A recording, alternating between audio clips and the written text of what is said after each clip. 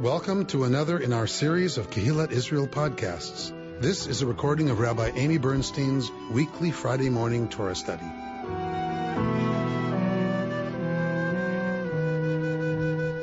It is wonderful to see everybody at home and in Portland and in Turkey and on our screen in UCLA Hospital. You got to give it to Harnick for showing up from a hospital bed. Love that. And it's good to be back in person with this many of us gathered around the table. It's a wonderful Mechaya. And the rabbis say, if you haven't seen someone in a long time, when you see that person, the bracha is Baruch Ata Adonai Mechaye Hametim. Blessed are you, God, who gives life to the dead. So it's true. Because once upon a time, you couldn't call people. You couldn't, right? If you were out of touch, you could not see them, you did not hear them, and so it's as if they were dead. And so the miracle of, wow, we're back together and we're both here. And so having not seen y'all in a while, Baruch Atah Adonai Mechayeh Hametim, that we are once again in each other's presence. So I know you've started the book of Deuteronomy. We're going to be looking at it today through the lens of Micah Goodman, one of my beloved teachers at Hartman, with whom we learned this summer, and he did a little bit on his new book, The Last Words of Moses, which is on the book of, you guessed it, Deuteronomy. So very timely. I ordered it from Israel, so it would be here when I got home to be able to prepare for us today. And he has a very interesting take on Deuteronomy. So I want to make sure we get through a lot of his stuff, so I won't talk so much at the beginning. But Deuteronomy, he reminds us, is a retelling of lots of things that have already happened to the Israelites. A lot of Moshe's speech is retelling what's happened in other books. And he says, therefore, anytime you retell something, like you're not narrating the story, they're leaving Egypt, Pharaoh is chasing them, right? If you're not telling the actual narrative of the story, you're telling about the narrative, you're already an interpretation.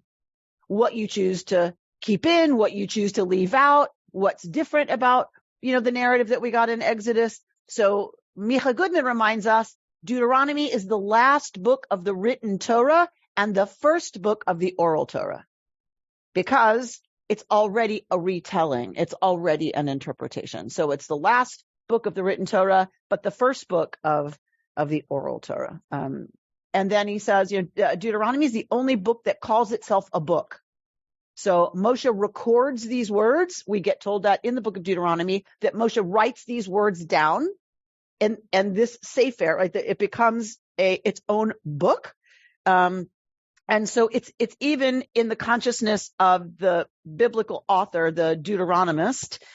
We know, of course, this is not Moses writing this, it is the Deuteronomist, but even in the time of the Deuteronomist himself, most likely, is aware that Deuteronomy is different, right? So that it is a retelling. It's got its own agenda, and it is its own sefer. It's even in the mind of the Deuteronomist, its own book. We're going to look at the text from the Parsha for this morning's Parsha. I want to do a little more text than I normally do at a time, because Micah in his book says Deuteronomy 7:12 through 9 something or other.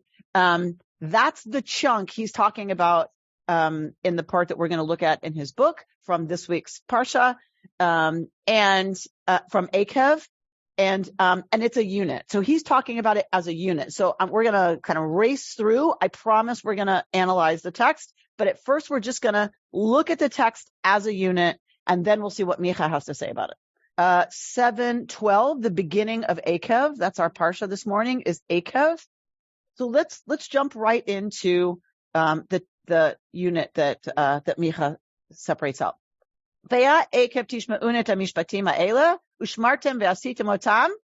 And if you obey these rules and observe them carefully, your God will maintain faithfully for you the covenant made on oath with your ancestors. God will favor you and bless you and multiply you, blessing your issue from the womb and your produce from the soil, your new grain and wine and oil, the calving of your herd and the lambing of your flock, in the land sworn to your ancestors to be assigned to you, to be given to you. You shall be blessed above all other peoples. There shall be no sterile male or female among you or among your livestock. God will ward off from you all sickness. God will not bring upon you any of the dreadful diseases of Egypt about which you know, but will inflict them upon your enemies. And you shall literally eat. You shall eat the nations around you, right? You shall destroy all the people that your God Adonai delivers to you, showing them no pity. And you shall not worship their gods, for that would be a snare to you. Should you say to yourselves, these nations are more numerous than we, how can we dispossess them? Lo tira mehem, have no fear of them. You have but to bear in mind what your God did to Pharaoh and all the Egyptians. The wondrous acts, pay attention here, people. The wondrous acts that you saw with your own eyes. Did they? Who is Moshe talking to here? The kids. Moshe's talking to the children because they're about to enter the land. 38 years has elapsed. Everyone who was part of the generation that left Egypt is gone.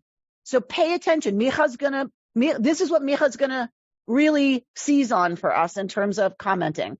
That you saw with your own eyes, Moshe says to them. And the signs and the portents, the mighty hand and the outstretched arm by which your God liberated you. Thus will God do to all the peoples you now fear. Your God will also send a plague against them until those who are left in hiding perish before you. Do not stand in dread of them, for your God is in your midst, a great and awesome God. Your God will dislodge those people before you little by little. You will not be able to put an end to them all at once, else the beasts will multiply to your harm. Your God will deliver them to you, throwing them into utter panic until they are wiped out. God will deliver their kings into your hand, and you shall obliterate their name from under the heavens. No one shall stand up to you until you have wiped them out. Of course, we know this did not happen. Right, exactly. Right? Very angry, right? You shall consign the images of their gods to the fire. You shall not covet the silver and gold on them and keep it for yourselves, lest you be ensnared thereby, for that is abhorrent to your God, right? So toeva here, right? Abomination, right? It is an abomination. You must not bring an abomination into your house, or you will be proscribed like it. You must reject it as abominable and abhorrent, for it is proscribed. You shall faithfully observe all the instruction, right? So that I enjoin upon you today. Notice how many times we're going to get today. That you may thrive and increase and be able to possess the land that God promised on oath to your ancestors. Remember the long way that your God has made you travel in the wilderness these past 40 years. Did they travel in the desert for 40 years? No.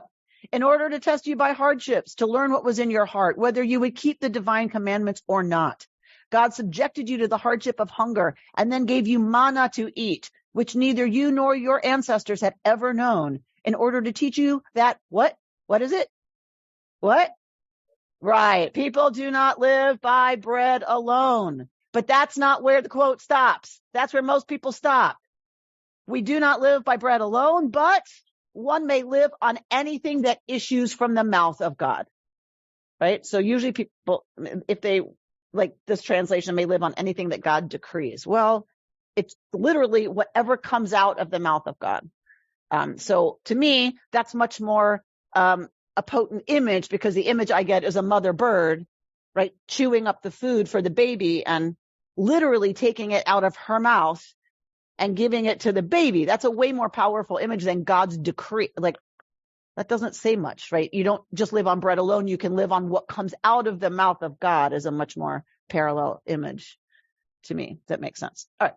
The clothes that you wore did not wear out, nor did your feet swell these 40 years. Bear in mind that Adonai disciplines you just as a householder disciplines his son. Therefore, keep the commandments of Yud-Heh-Vav-Heh, walk in God's ways, and show yirah, right? So there's lots of ways to translate that. Show Here it's reverence, but fear, awe, right? All those appropriate things. For Adonai your God is bringing you into a good land, a land with streams and springs and fountains issuing from plain and hill, a land of wheat and barley, of vines, figs, and pomegranates, a land of olive trees and honey, a land where you may eat food without stint, where you will lack nothing, a land whose rocks are iron and from whose hills you can mine copper, right? This is important. This is wealth. These are weapons. These are all the things you're going to need, to live in the land, is that you can mine that stuff and not have to import it. When you've eaten your fill, give thanks to your God. Ve'achalta, ve'savata, uve'rachta. You will eat, you will be sated, and you will bless. The rabbis say, don't take this as predicting what's going to happen. Take it as a commandment. So this is where we get the commandment to bench after meals. Ve'achalta, you will eat. Ve'savata, and you'll be sated. Uve'rachta, and then you will bless. So they take it as a commandment, not as a prediction. Because that's not in Torah. Correct. Correct. Right. So for the rabbis, they're equally important. But the same way Micah Goodman's going to talk about it, for the rabbis, benching is a lot longer, you'll notice. Tamoti lechem min haaretz, boom, you eat, right? It's one line. Benching is pages and pages and pages of blessings, because the rabbis, like Micah, say it's when we are sated that there's danger of forgetting. And so you have a much longer benching after, because when you're sated and satisfied, it's very easy to get up from the table and go. Right? It's way easier to say a bracha when you're hungry, right? Because you're grateful that food is coming and you're aware of your gratitude. When we're sated, and this is exactly what Micah says is the whole point of the book of Deuteronomy, is be careful once you are successful. That is the entire message, he argues, of Deuteronomy, is what to do with success. Take care lest you forget your God and fail to keep the divine commandments, rules, and laws which I enjoin upon you today. When you have eaten your fill and have built fine houses to live in, and your herds and flocks have multiplied, and your silver and gold have increased, and everything you own has prospered, beware. This whole message is about beware. Your heart grow haughty and you forget your God, who freed you from the land of Egypt, from the house of bondage, who led you through the great and terrible wilderness with its seraphs, serpents, and scorpions, a parched land with no water in it, who brought forth water from you from flinty rocks, who fed you in the wilderness with manna, which your ancestors had never known, in order to test you by hardships, only to benefit you in the end. And you say to yourselves, my own power and the might of my own hand have won this wealth for me. Remember. So forgetting and remembering, forgetting and remembering. Remember that it is God who gives you the power to get wealth in fulfillment of the covenant made on oath with your ancestors, as is still the case.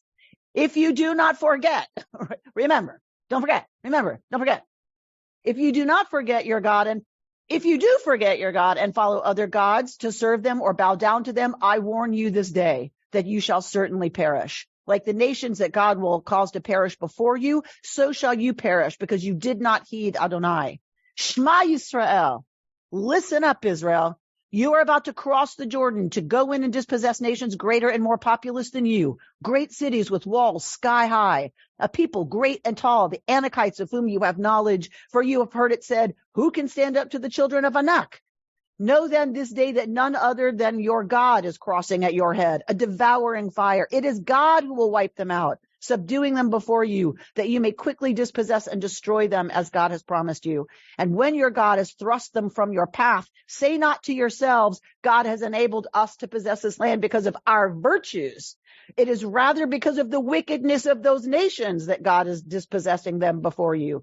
It is not because of your virtues and your rectitude that you will be able to possess their country, but it is because of their wickedness that your God is dispossessing those nations before you. And in order to fulfill the oath that God made to your fathers, Abraham, Isaac, and Jacob, know then, in case it was not clear before, that it is not for any virtue of yours that your God is giving you this land to possess, for you are a stiff-necked people. Am kshe oref. Remember, never forget how you provoked your God to anger in the wilderness from the day that you left Egypt until you reached this place. You have continued defiant, toward Yud-Heh-Vav-Heh. At Chorev, you so provoked God that God was angry enough with you to have destroyed you. I had ascended the mountain to receive the tablets of stone, the tablets of the covenant that God had made with you, and I stayed on the mountain 40 days and 40 nights, eating no bread and drinking no water in the snow, both up and down, barefoot.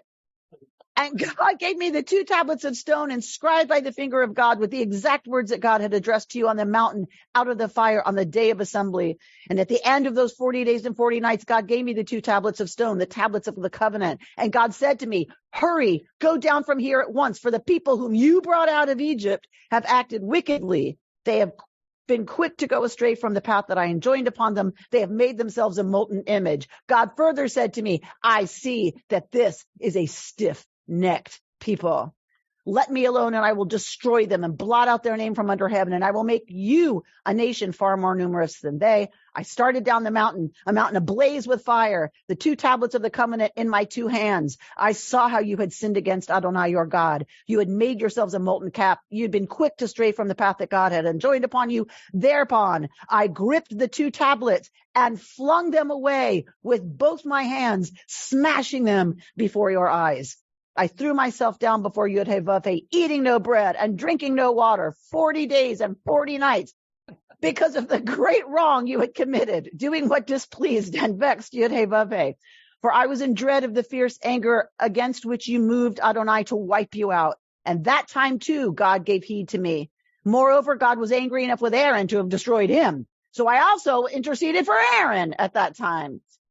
As for that sinful thing you made, the calf, I took it and put it into the fire and broke it into bits and ground it thoroughly until it was fine as dust. And I threw its dust into the brook that comes down from the mountain. And again, you provoked Adonai at Tavera and at Massa and at Kivrot Chatava. And when God sent you on from Kadesh Barnea saying, go up and take possession of the land that I'm giving you, what happened? You flouted the command of Adonai your God, whom you did not put your trust in nor obey. As long as I have known you, you have been defiant toward Yud-Heh-Vav-Heh. All right, so this goes on for a bit. Moshe is giving it to them. He is giving it to them. Y'all have been defiant since the day I met you. These are not those people. So you get kind of like whiplashy. It's like, but wait a minute, like, it wasn't them. Like, and you're really yelling at them. Like, you're shaming that. So let's look at what Micah says Moshe is actually doing, with this text. What's actually happening here? Micah Goodman talks about founding myths and founding stories of nations and what the purpose of them is. And the purpose, why is it small up there? Why are they small? What happened? I can't control them, can I? From here? They shrunk from the haranguing. Well, that's fair. Okay. I know, but how did I change them? Here? No, but that didn't do anything up there. But why are they small? No. Thank you, Mr. Techie. I have no idea. Okay. All right. So, does anyone know how to make them big? Just put them big so I can see them. Give them these stiff-necked people. They're so stubborn. They won't get big. Oh, yay. Okay. I need to see my people. Okay. Much better. Okay. So Micah Goodman brings Plato, of course, because you're going to talk about Deuteronomy. Bring Plato. So he talks about Plato in the Republic, and he says, thank you, Justin. He says that most stories are the land birthed us as a people. We come from this land. We belong to this land. The land belongs to us. Because it birthed us, because we are from here, we must defend this land. And it's those stories about coming from the land where the nation is that makes soldiers ready to do anything they have to do to defend the motherland, right? And that what fills them with passion and the willingness to sacrifice and risk to defend the land is this notion of being indigenous to the land. What is our story? My father was a wandering Aramean. We left Aram and Deuteronomy and went to Egypt. It's like skipping over the entire time of Canaan, right? Right from Aram to Egypt and from Egypt to the Promised Land. Okay. So Micah says we have an entirely different myth of foundation than most nations, because the idea, let's look at how he puts it. Plato and Moses have the same goal, safeguarding the nation on its land, and both believe that they have found the means of doing so. Plato believed the people would be able to remain in the land so long as their soldiers felt driven to defend it valiantly. Moses believed that the ability to survive in the Holy Land was dependent on the people's sensitivity to its weakest residents. If the people recognize that they themselves are strangers, and if they develop a sensitivity to other strangers, they will merit to inherit the land. Only if the people believe that they are not from the land will the land remain theirs. Okay? So Micah's saying this is counter to what everybody else does in their founding mythology as nations. The mythology is we are indigenous. That makes your soldiers fight valiantly. That's how you keep the land. He's arguing Jewish tradition, the Israelites. It is not about raising soldiers to fight valiantly. That's not what our stories are about. Our stories are to keep us a morally present, good people. The way to do that is to not be indigenous, to be strangers, because then you will treat strangers in your land justly, and it is living as a just society on the land, says the Israelite tradition, that gets you to keep the land. Not fighting valiantly. Why? You can fight as valiantly as you want. Who controls who wins the battle? The soldiers? God does. God does. So, right? So this is a theocracy, and it is, so everything is informed by the fact that God is in control, not y'all. Right? Plato assumes if your soldiers fight valiantly enough, you can hang on to the land. Moses is saying that is not how this works. God is in control of everything. So the way you stay on the land, the way God allows you to stay in the land, is that you are righteous. You know, I'm just wondering if Moses is speaking to America today as a land of immigrants and recognizing the fact that we're immigrants and you have to look at a different way rather than your lineage going way back. It's who you are today. Correct. And so for me, I just had this conversation with my Chavruta partner because we looked at this text together, and we were talking about, I was raised in a Jewish home that it was very clear to me. And I don't know, she said, did you learn that at school or at home? I don't know, everywhere, I think. I was made very aware of the fact that this country is all immigrants, everybody. Native people, and even they, if we go far back enough, weren't from here, so that we were not Dafka indigenous, right? That not even the whitest of the white Northeastern, Massachusetts people are not from here, right? We're all immigrants. And I think the reason that was just pounded into me is because I was in a Jewish home and at a Jewish school. And so I think for Jews, it was comforting to Jews to say everyone's an immigrant here because we're newer immigrants, right? And so it was interesting to think about memory and the mythology of how we got here. And I'm very clear that I was raised, and I think a lot of us in this room were raised knowing that this country, America, is a country of immigrants, and that we as the Jewish people, as newer immigrants to this country, bring a certain sense of history that's different, right? A perspective that's a little different, right, than the folks who came over on the Mayflower. So we talked about that too, that it's the same mythology, that we are not indigenous. Exactly. And so then she asked me, and I'm not going to go into this right now because there's a lot of Micah to do, but she asked me, so what does that mean for Israel? Because Micah says, the Zionists changed that. The Zionists wrote in the Declaration of Independence, this is the land of our birth. This is the birthplace of the Jewish people. So what happens when you now flip the narrative and go exactly opposite of what Moses is doing here? and say, this is where the Jewish people was born.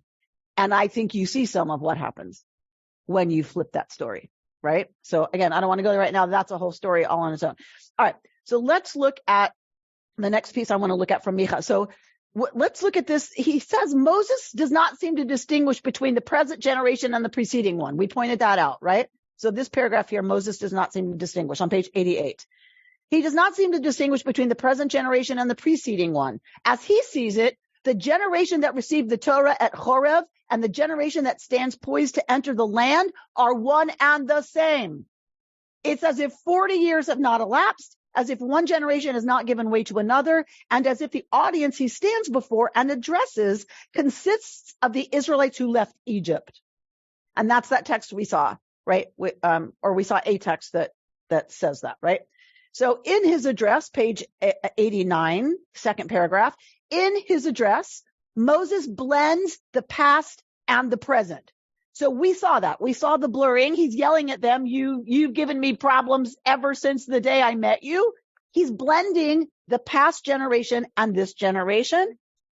But in another place, we're going to see, right here on page, for those of you holding a hard copy, page 91, top of the page, from chapter 2 of Deuteronomy, the time that we spent in travel from Kadesh Barnea until we crossed the Wadi Zered was 38 years, until that whole generation of warriors had perished from the camp, as the Lord had sworn concerning them. Indeed, the hand of God struck them to root them out from the camp to the last person, when all the warriors among the people had died off.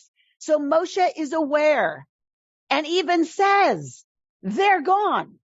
Every single one of them is gone, and still turns to them and says, you are a stiff-necked people and you worship the golden calf and you saw what God did for you. And right. So he goes back and forth. And so we could say, that's a bad editor, but that's not what Micah says. Micah says, page 89, memory has the extraordinary power to transform the past into the present. Memory can make the events of the distant past seem immediately present before our eyes, as if they are taking place at this very moment.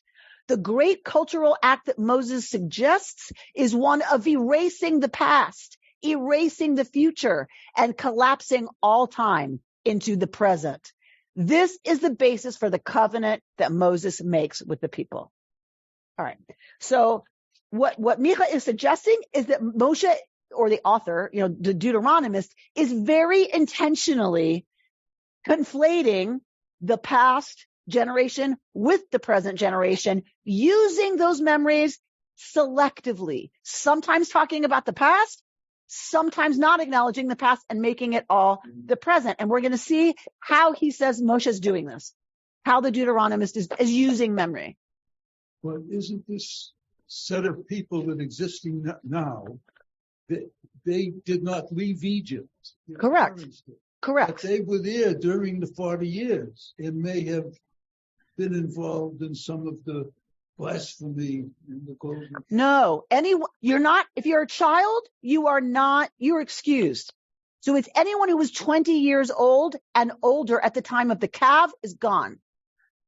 So they might have been a kid when that happened, but they're not responsible for. That's why they get to enter the land. All right. So let's look at Micah talking about the memory section. There are two different packets. Yes. Because I prepared this one first and then decided to add on, which is why I said we have a lot to do. Because I got excited about sharing this with y'all, and then that always means I talk a lot. Okay. So let's look at page 93.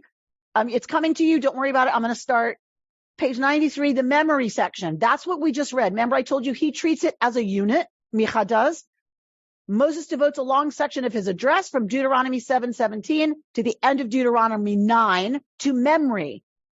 So he calls this its own unit. Moses has no interest in describing past events so as to maintain a database of national memories.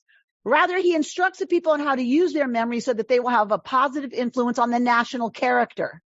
Memory can have this influence only if the right memory is invoked at the right time. Toward this end, Moses presents three categories of national memories: the period of the wilderness, the major sins, and the miracles of war. So that whole section that we read with all this stuff lumped in there, you could say, why these things? Micah's going to be very clear about what Moshe is doing. There's a reason the episodes that we saw are there. What is that?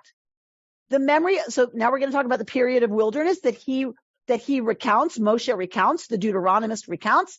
The memory of slavery and alienation in Egypt recurs throughout the book of Deuteronomy, but the section on memory, this section that we're talking about, focuses primarily on the challenges of the wilderness experience, a time of total dependence on God. We saw that, right? We read that. So that was Deuteronomy 8 that we just read. This is a memory. We're on page 94, second paragraph. This is a memory that can inhibit success from metamorphosing into pride because it reminds them that their accomplishments are not really their own. When the Israelites were poor and weak, everything came from God. When they are rich and successful, so too, everything will come from God. When we are with strangers, we should recall when we were strangers. In times of success, we must remember our experience of deprivation and dependence. Memory influences the individual, and Deuteronomy emphasizes that a particular memory ought to be juxtaposed with the opposite experience. When a person is in control, he should remember his servitude. When she is successful, she should remember her dependence. This is the genius of Micah Goodman, looking at Moshe, looking at the Deuteronomist, using Moshe, using memory to form the national character. It is not random that Moshe just starts railing about the wilderness. Here's what happened. And God gave you manna that your ancestors had never known. Blah, blah, blah. Moshe is, according to Goodman, Moshe is saying, when you get there and you have all that and you're driving your Lexus and you live in your McMansions, you're going to be tempted to say, it's because I'm so amazing that I have this. Remember your time of complete and total dependence where you did nothing. You were taken care of. It has not changed. You are still completely dependent on God, right? It's just easy to lose sight of that. So memory is invoked, says Dr. Goodman. Memory is invoked at the time when you're going to be tempted. You heard him say, when you have gold and you have silver and you have all this great stuff and you've eaten your fill, right? And you're sated and you have all these wonderful Chick-fil-A's and you have all of this stuff around you and you can have it 24/7, waffle fries 24/7. Then remember when you only ate manna, it has not changed. You are not different. You are that same people, still dependent on God. So when you feel when you feel strong and independent, you should remember your complete dependence. Yes, all I'll say though is that I think there's a difference between awareness and memory. So they serve the same function to mess in a good way with our mindset and to increase the moral quality of our character. Yes, they both serve that. They're just two different mechanisms for that. And I think it's very clever that Micah understands Moshe is using memory as a tool, right, to affect the national character. Is memory a tool to keep us separated, meaning from the peoples around us? So Dana's asking, does invoking memory also serve to keep us separate as a people? What I'm going to say is the Deuteronomist is writing for a people that will be sovereign in its land. They are sovereign. It's written during a time of sovereignty. It's written under, right, we think around King Josiah, right? So this is written, the Deuteronomist is writing when Israel has a king. Israel is successful. They're not anywhere else. They're in Israel. Are they separate from other peoples? Well, sort of. I mean, there are other people who live among them. They're certainly different from Egyptians. But this is their national story that they're supposed to keep telling, because we're going to look, Micha's going to point out that the Deuteronomist puts in the mouth of Moses, write this down and keep saying it. My point is we keep saying it even today on Friday night at service. We remember the parts. Remember you're, a stranger in the land. So it feels like the message for the Israelite people has continued, and we keep repeating the memory. Right. So let's hold that. Let's get through the thesis, and then we'll talk about what do we feel like is still in place, because I think that's exactly what we do. So that's one, is the memory of being dependent and being weak, to counter us feeling like we're all that, right, and can do everything because we're so strong and whatever. But also, the Torah depicts another kind of pride, moral self-righteousness. Just as the proud are blind to their own weaknesses and limitations, the self-righteous are blind to their own sins. Look at page 95. I'm just skipping the text that we read. That's what's here in the little paragraph, is this text we've already read. Often, success is transformed into a sense of moral superiority, but success does not necessarily bespeak righteousness, right? So Moses goes on to say, remember how you provoked God, right? And he goes through this whole huge speech to say, don't think you're successful because you're righteous. Remember, right? You have sinned all along. Really bad ones too. Really bad ones. You remember that cow? Remember that whole thing? That's as bad as it gets. Don't think, right, that you're all that. The memory of sin is not intended to instill in the people a lasting sense of guilt about their past offenses, but rather to prevent them from developing a sense of moral superiority, right? Don't you love it when people who disagree with you or see it differently make it feel like they are like morally superior in their understanding of it, right? It is like, be very careful that you not, right, that you not become folks who are so morally superior. So you screwed up really bad, right? And again, conflating that generation with this one to say, just. All right. So the three types of memory that we have listed have healing properties. In order to overcome the temptation to oppress a stranger, we must remember our own experience of being strangers in a strange land. In order to prevent victory from turning into hubris, we must remember our period of dependence on God in the wilderness. In order to resist an attitude of moral superiority, we must remember our past sins. So then he goes to the fear of failure, right? So the people are about to have to go to war. That is likely paralyzing. So Moshe brings up the memory of, right, of God taking them out of Egypt and beating up Pharaoh and doing all of that. Memory can help the people not only when they have a surplus of self-confidence, but also when they have a crisis of confidence. Memory serves as a ballast, counteracting the intoxication of power or the fear of failure. You have to pick the right memory for the right time. When you're feeling self-righteous, y'all screwed up really bad. When you're afraid, God will fight for you. God fought the Egyptians. God took care of business. God will do it again. Do not be afraid. Al tira, don't be afraid, right? So it's about pulling the rabbis say we're supposed to have in our pocket. For me was the entire world created. And then the other one, from dust, are we created, to dust do we return? And you're supposed to reach into the appropriate pocket depending on what's going on for you today, or at 3:00 versus 4:15, right? When you're starting to think you're all that, you reach in and read, from dust was I created and from dust to dust will I return. When you're feeling like I can't do anything right, then you pull, for me was the entire world created. That's exactly what Micah is suggesting the Deuteronomist is doing with Moshe, using these memories, since we're going to read it over and over and over and over and over. And as Dana said, we continue to read it over and over and over and over, just like it says here. Teach it to your children. That comes from Deuteronomy. Speak of them when you walk on the road, when you lie down, and when you rise up. Meaning always. It doesn't mean, as the rabbi say, you say it on your bed at night and when you wake up in the morning. That's not what it means. It means talk about it all the time. Talk about who we are, where we come from, what we learned from that, what we should learn from that. Talk about that all the time. Because if you forget, we are all in trouble. All right, so I'll finish with Micah and then we can talk. Moses' way, great intro there.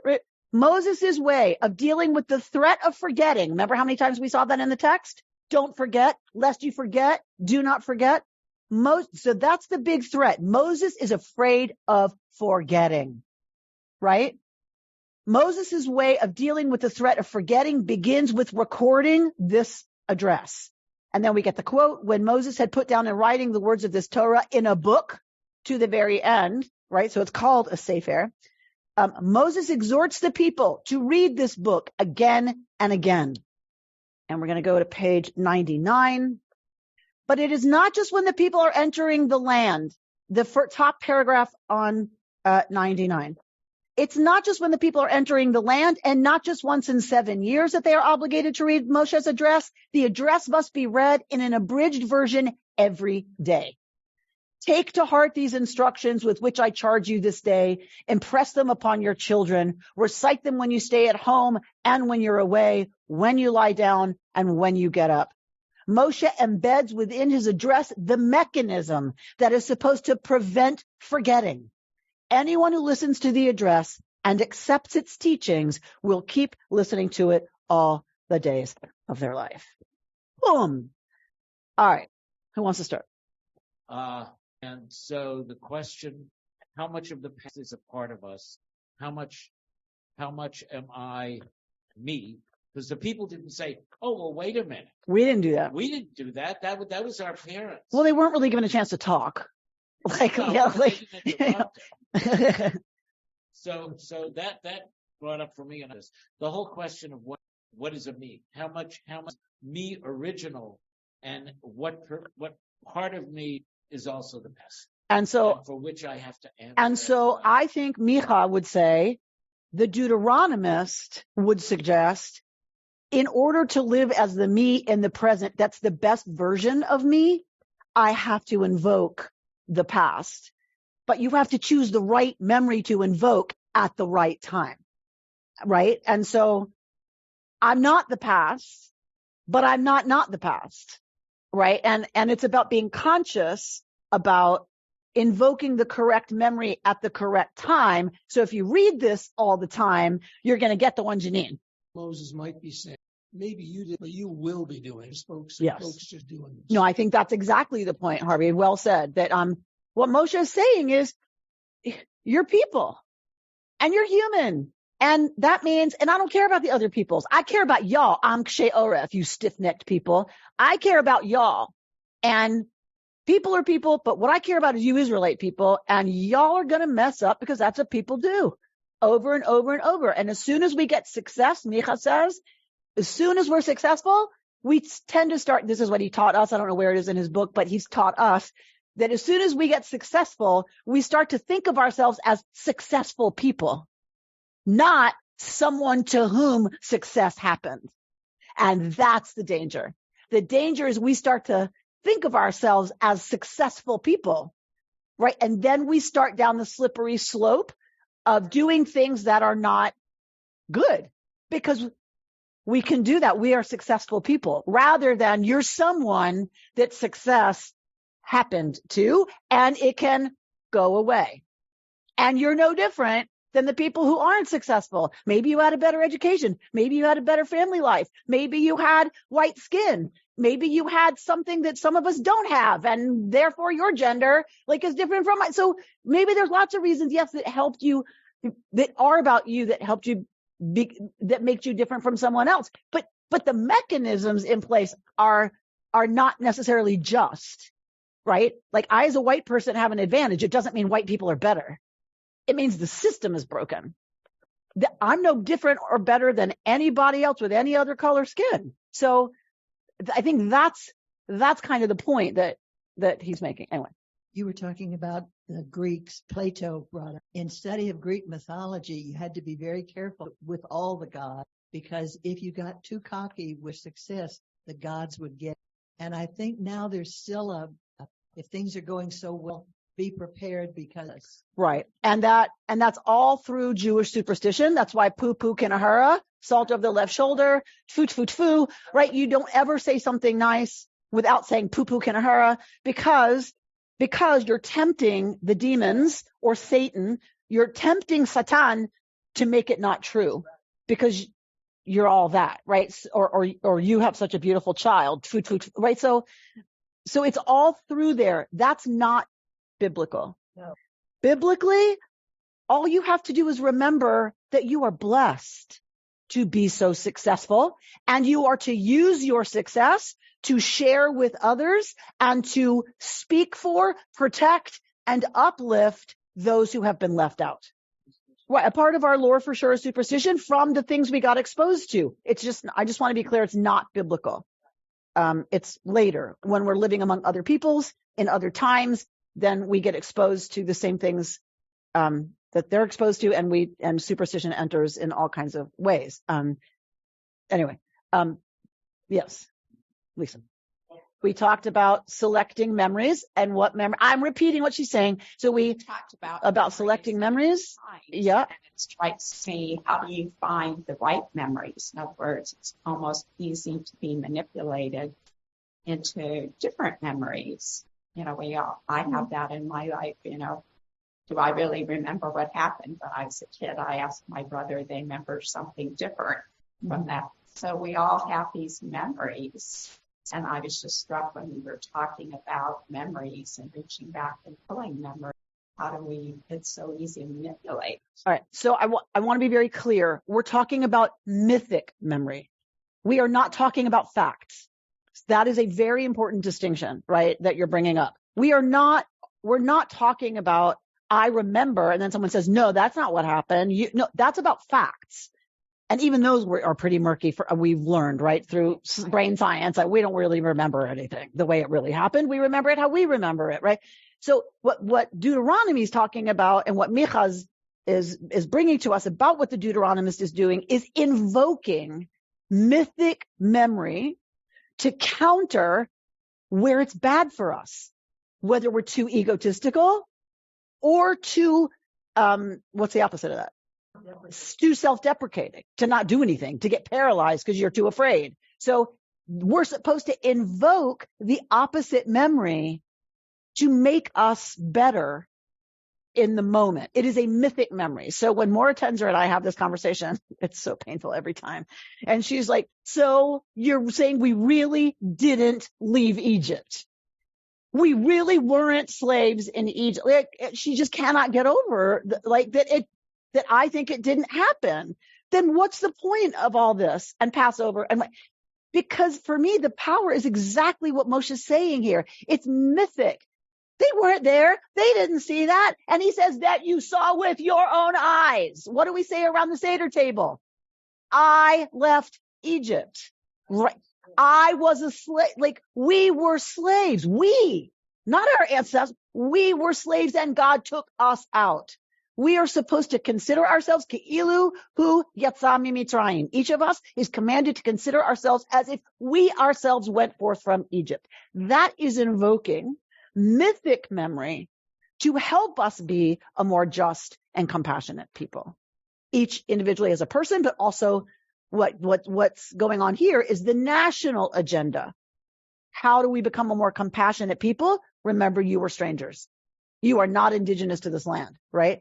And what I wish is that we were, as Americans, invoking the right memories, right? To make us as America, the kind of nation that I think each of us grew up in a household believing was the best version of America, right? That gave the folks who don't have the same opportunities as many of us had opportunities, right? And we're just watching that. And I will just speak for myself. I feel like I'm watching that roll back now, with women's rights to control their own bodies, with affirmative action, with all of these things, and teaching alternative versions of, slavery wasn't all that bad. I mean, they did learn a lot of skills, and the Jews, they learned a lot in those camps from the Nazis. So let's not, exaggerate. So. I mean, it's just so I'm so aware when I was reading Micah and reading the text again, I was like, right, we're invoking all the wrong stories about who we are and should and could be. And I feel like we need the Deuteronomist to come smack us around a little. But that is the challenge, because we have we have on the one hand a Deuteronomist, we have a God. So we can trust the Americans have, we don't have official account. We have story. Is that a good story of shared working together? Or does that cover up actually a horrible thing that we don't have as a story? Okay, what I'm going to say though is that I remember very clearly growing up with mythic memory about this country. And I'm not saying it's true, and I'm not saying it's the one all Americans grew up with, but there was kind of a majority opinion when I was growing up that America's about a land of immigrants and everybody coming here deserves an opportunity. And like, that's what I remember, that we were supposed to try to live into that mythic. And of course, as we evolve and change, we know that some of the myths we grew up with need to be tinkered with. Okay, let's do that. Let's tinker with them. But the memory of like, we're all immigrants and we all got here from somewhere else. So let's give everyone an opportunity to reach the same level of success that we have. I do remember that being predominant. And again, it might just have been in my neighborhood, but I don't think so. So the problem now, of course, with polarization is that we each live in our echo chambers and we're only exposed to the mythology and the memories, the mythic memories that serve the agenda of a certain group of people. And we're not hearing the other ones. Do you know what I mean? And so that's how you can get an alternative curriculum in Florida. Because, we want to invoke these memories about who we were, that it wasn't so bad for African American people in this country during slavery. It's like, wait, what? Like that, but that was not the majority once upon a time, at least. And maybe I'm just looking back with rose-colored glasses, but I do believe there was a different mythology. What we were trying, I feel, she asked, did we ever live into that mythology? I think we were trying a lot harder once upon a time than we are now as a unified nation. And I know there were people who always disagreed with that. I'm not saying that, but I feel like we were moving the law, things were moving in a direction of that. But the Deuteronomist is making it up. The Deuteronomist has an agenda and puts it in the mouth of God. So where's the Deuteronomist? Where's the Deuteronomist today? Right. We have an anti-Deuteronomist. I feel like we have a Deuteronomist school, which happened back then too, by the way. There was an anti-Deuteronomist school as well as the Deuteronomist school. The Deuteronomist school won out because Josiah bought it and started a reform. So the Deuteronomy was preserved and given to us. But there was pushback big time against the Deuteronomist. So we see that today. The problem is I see one of the big problems being we're not able to come to any kind of consensus about what we're going to do. We're just at war. The aspirations are at war. Yeah, Can I add one thing? Interesting Yes. point I heard was that it's a little different from the memory, but memories as a tool to guide us. But the idea of we are our parents and all the things that they did are part of our story too. Say it again. That we are our parents, we are our ancestors, and what they did, we're responsible for. The metaphor that I once heard recently was, if you buy a house and it's run down and it's broken, and the house is America, it's your responsibility to fix it now, right? You got to paint it, you've got to fix the wiring, you've got to do all those things, even if you weren't the person who destroyed it in the first place. It's on your hands now. So anyway, I thought that was a valid point. And I just want to be clear that he's not saying, he's conflating it for a purpose. Y'all did that. Again, it's not y'all really did that. That's not his point. That's not Moshe's point. Moshe's not saying y'all actually did that. He's saying, like Harvey said, you're no different than the people who did that.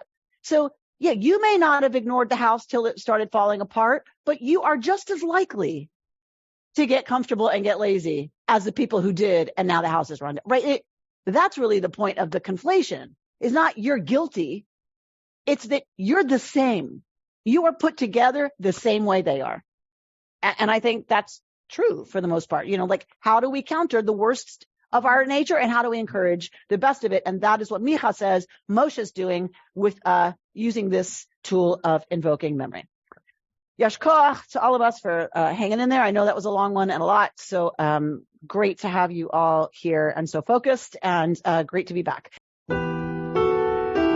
You've been listening to Rabbi Amy Bernstein's Friday morning Torah study from Kehillat Israel in Pacific Palisades, California. For more information, go to our website, www.ourki.org.